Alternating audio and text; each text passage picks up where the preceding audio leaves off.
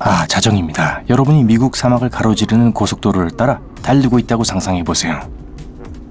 문명과는 동떨어진 외딴 곳이에요. 도로는 어둡고 자동차의 헤드라이트만이 앞에 무엇이 있는지 어느 정도 보여줄 뿐입니다. 여러분은 지금 잠을 못 자서 매우 피곤해요. 그런데 갑자기 차가 덜컹거리더니 차 내부 어딘가에서 쿵 하는 소리가 크게 나고 엔진이 작동을 멈춥니다. 자동차는 그저 길을 따라 굴러가고요. 갑자기 이마에 땀이 맺힙니다.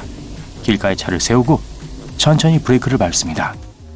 차가 완전히 멈추자 후드 아래에서 연기인지 증기인지 무언가가 쏟아오르는 것이 보입니다. 무슨 수를 써도 차는 다시 시동이 걸리지 않아요. 먼저 해야 할 일은 휴대폰 수신을 확인하는 겁니다. 만약 신호가 잡힌다면 견인 서비스에 전화하세요.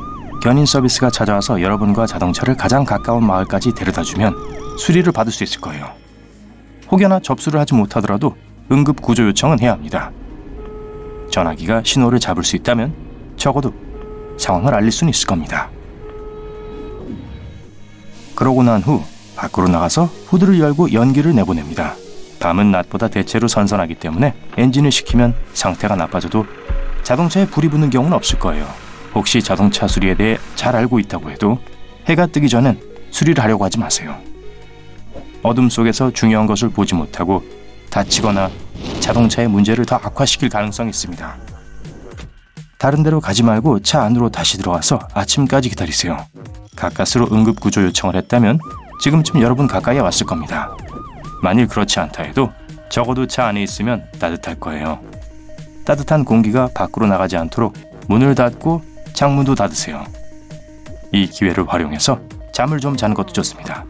어쨌든 너무 피곤하잖아요. 그렇죠?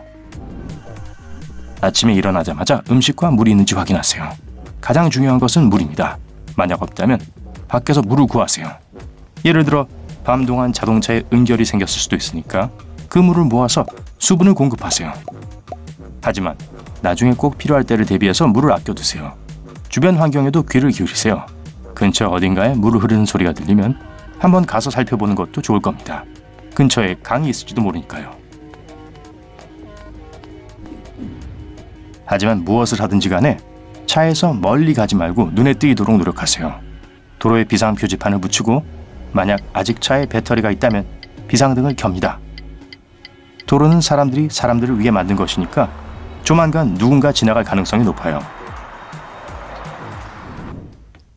만약 자신의 위치를 안다면 가까운 마을이나 적어도 주유소까지 걸어갈 수 있는 가능성을 생각해 보세요. 사람들이 있으면 전화기도 있을 테고 드디어 견인 서비스에 전화할 수도 있습니다. 하지만 실수하지 마세요. 평균 속도로 하루에 약 30km를 걸을 수 있습니다. 최대 50km 정도예요. 그러니까 마을이 그 범위 안에 있는지 확인하세요. 만약 걷기로 결정한다면 충분한 물과 음식을 가지고 가세요. 특히 더운 환경이 있다면요. 그리고 무슨 일이 있어도 항상 도로에 머물러 있어야 합니다. 그래야 지나가는 차량이 있을 경우 차를 세워서 태워달라고 할 수 있을 거예요. 그런데 가기 전에 차가 제대로 잠겼는지, 특히 차 안에 값진 것을 두고 가는 건 아닌지 확인해 보세요. 여러분이 자리를 비운 사이를 누군가는 침입할 기회로 삼을 수 있고 야생동물도 무시할 수 없습니다. 또한 자기 방어를 할 수 있는 장비가 있으면 좋아요. 불행히도 모든 사람들이 호의적인 건 아니기 때문에 누군가가 여러분을 돕기 위해 차를 멈추면 무슨 일이 생길 경우를 대비해서 자신을 방어할 수 있도록 하세요. 스크루드라이버나 키 세트도 괜찮습니다. 공격을 받으면 바로 사용할 수 있는 곳에 잘 보관하세요. 하지만 항상 손에 쥐고 있을 필요는 없습니다. 사람들이 무서워서 피하면 안 되잖아요.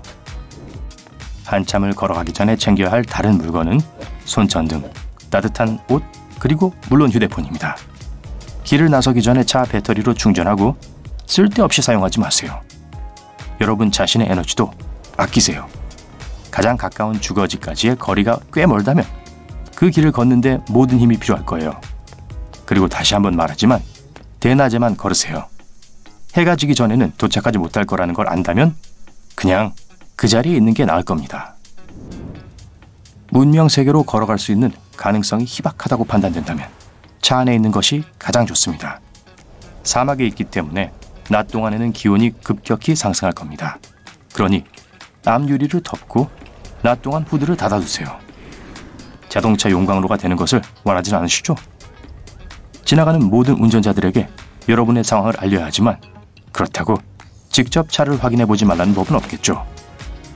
공구 상자를 준비해서 후드 아래로 보세요.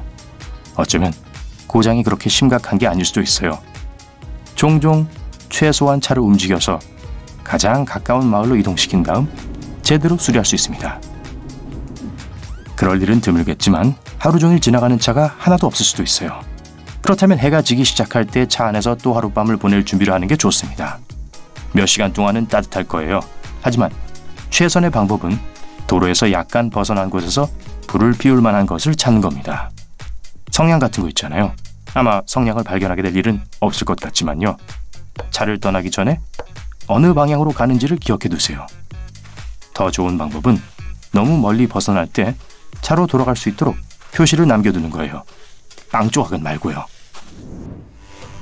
일단 땔감을 모았으면 차로 돌아가서 정말 필요할 때만 불을 피우세요.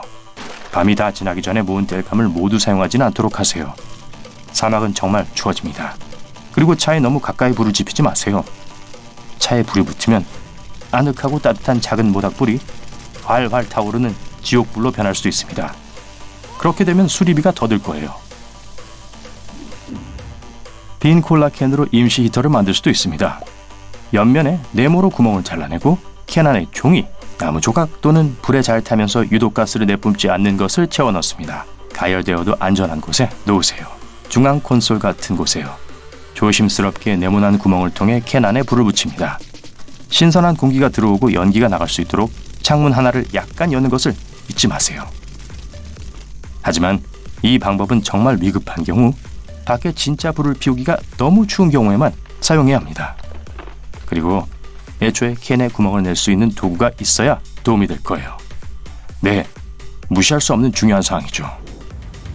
다음날 또한 여러분 머리 위로 날아가는 항공기에 관심을 끌려고 노력할 수 있습니다.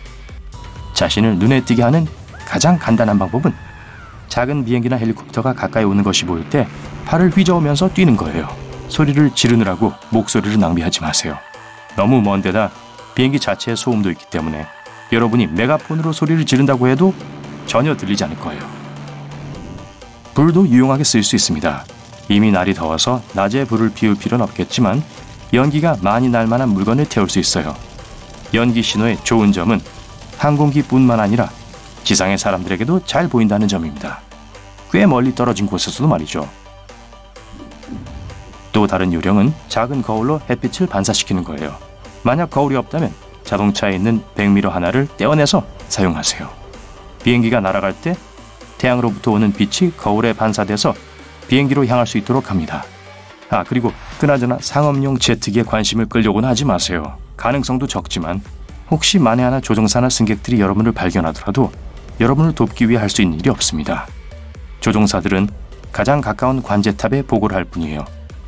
소형 항공기는 착륙해서 도움을 줄 수 있을 거예요. 그리고 마지막으로 차를 가장 가까운 마을 쪽으로 밀고 가면서 차 안에서 휴식을 취할 수 있습니다. 움직이는 캠핑카처럼요. 농담이에요. 그러지 마세요.